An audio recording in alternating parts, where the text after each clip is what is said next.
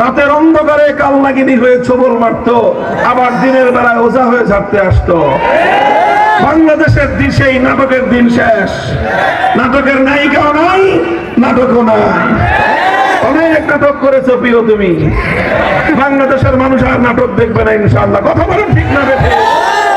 বলতে চাই, হিন্দু ভাইদেরকে আশ্বস্ত করতে চাই, বৌদ্ধদেরকে বলতে চাই, খ্রিস্টানদেরকে বলতে চাই, তোমাদের মন্দির, তোমাদের প্যাগোডা, তোমাদের গির্জা আমরা নিরাপত্তা দেবো ইনশাআল্লাহ, কিন্তু মুসলমানদের জনপদে কোনো মূর্তি আমরা থাকতে দেব না। মূর্তি বিরোধী বাংলাদেশ, এটাই তাওহীদের বাংলাদেশ, এটাই 5ই আগস্টের বাংলাদেশ, এটাই আল্লামা আহমদ শফীর বাংলাদেশ, এটাই আল্লামা জুনায়েদ বাবুনগরের বাংলাদেশ, এটাই মুফতি আমিনের বাংলাদেশ, এটাই শাইখুল হাদিসের বাংলাদেশ।